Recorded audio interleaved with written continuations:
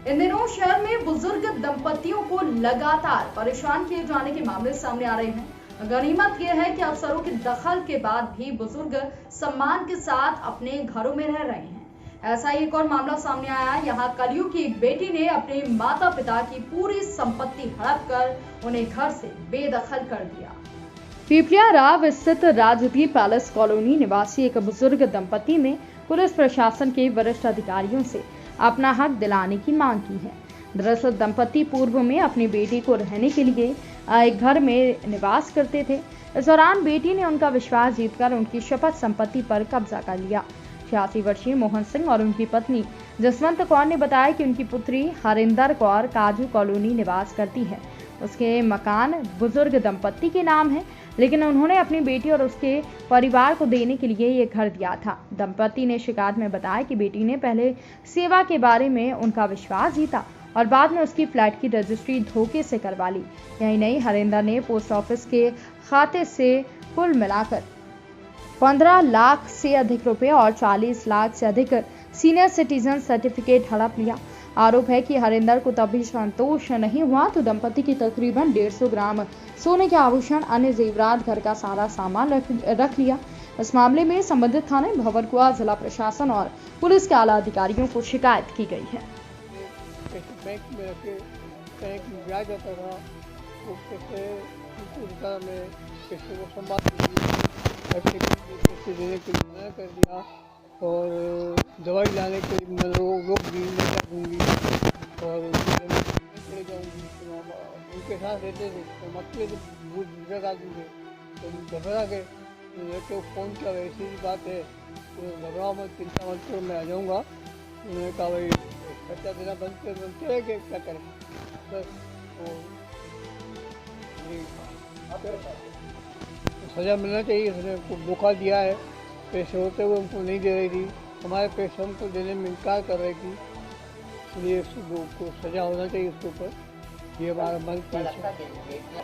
मैंने वो बीच में क्या बोला कि मैं घर नहीं दूँगी, तो मैंने कहा मेरी सीनियर सिटीजन जो 23 लाख तो मेरे को दो वापस, तो नहीं दूँगी। तो मैं तुम कल दूँ की लड़की हो इसलिए ये बात करती हूँ। 27 लाख की मेरी एक सीनियर सिटीजन था, पहुँचा भी तो नहीं दूँगा। गाली करो तो नहीं करती, तो कभी कभी ऐसा पटांग बोलते, गाली तो नहीं देती। आपका नाम? मोहन सिंह भगवान जी।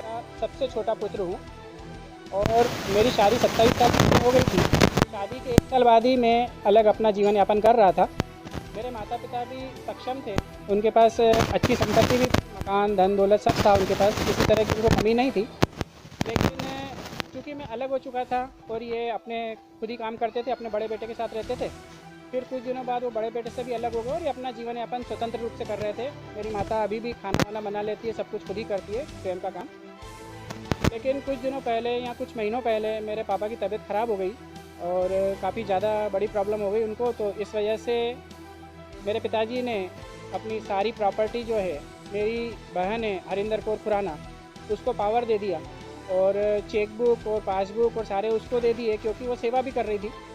तो मैंने उनको बोला, मेरी सिस्टर को, कि आप जितनी सेवा कर रहे हो बहुत अच्छा कर रहे हो, मेरे माता पिता की सेवा मैं तो नहीं कर पा रहा हूँ, क्योंकि आपके करीब रहते हैं वो, आप रहते हो जयरामपुर कॉलोनी में, इन्होंने काटजू कॉलोनी में मकान लिया था, 2 फ्लैट खरीदे थे इन्होंने।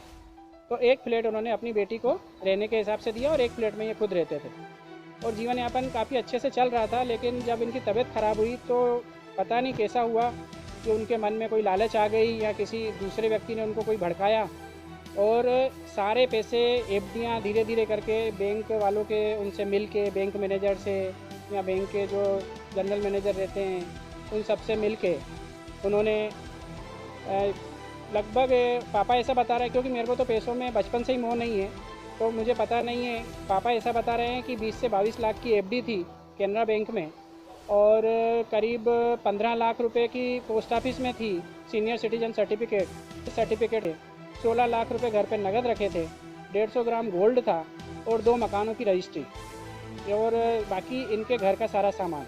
तो जब इनको घर से बाहर निकाल दिया तो मेरे पापा का फ़ोन आया कि मेरे को घर से बाहर निकाल दिया और काफ़ी तंग कर रहे हैं। तो मैं इन्हें अपने घर लेके गया और वहाँ पे मेरे घर पे ये बड़े खुशी से रह रहे हैं, कोई दिक्कत नहीं है।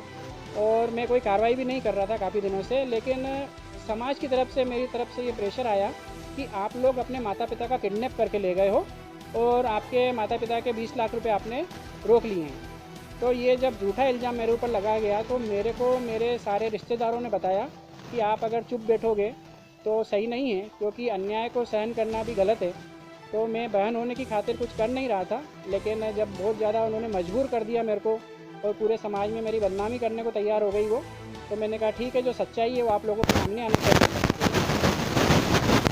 मेरी बहन के साथ मेरे को एक्चुअली नाम पता नहीं है। मेरी बहन को तो मैं पूछता था बिल्कुल मान समान, क्योंकि मेरे को उसने पाला पोसा और बहुत रिस्पेक्ट करता था मैं उसकी। और घर से निकालने के बाद भी मैं, मेरे पिताजी और मैं खुद उसके घर गए थे।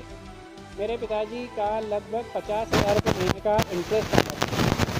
इसमें 6,000 रुपये महीना मेरे पिताजी मेरी सिस्टर से बोलते थे कि मेरे को 6,000 रुपये दे दे, बाकी सारा तू रख ले। लेकिन 6,000 रुपये भी देने से उसने हाथ ऊँचे कर दिए। मैं खुद गया उनके घर, पिताजी को भी लेके गया कि आप सारा पैसा रख लो, सारे मकान जो भी सब रख लो, सिर्फ पिताजी की इच्छा है कि 6,000 रुपये महीना उनको मिलना चाहिए, जो कि उन्हीं के पैसे हैं, आपसे नहीं मांग रहे हैं। 50,000 रुपये उनका इंटरेस्ट आ रहा है। मेरे पिताजी का तो गैरेज था, लेकिन उन्होंने बचपन से लेके साइकिल चलाई है, अपने ऊपर 1 रुपया भी खर्चा नहीं किया। एक ही शर्ट उन्होंने 15-15 साल पहनी, एक ही जूता 20-20 साल पहना। तो मैं कलेक्टर क्या, मेरे माता पिता की खुशी के लिए लेके आया। मैं तो कोई कार्रवाई नहीं चाहता हूँ। मेरे माता पिता, मेरी माँ चाहती है, मेरी माँ क्या चाहती है आप उन्हीं से पूछो, क्योंकि मैं बोलूँगा तो लोग ऐसा कहेंगे कि बहन के लिए ऐसा बोल रहा हूँ। अधिकारियों ने आश्वासन दिया है कि कल हम उनको बुलाएंगे और उनसे बयान लेंगे कि हम सच बोल रहे हैं कि झूठ बोल रहे हैं, उसके बाद उन पर कार्रवाई करेंगे। आपका नाम? मेरा नाम आर एस ज्ञानी।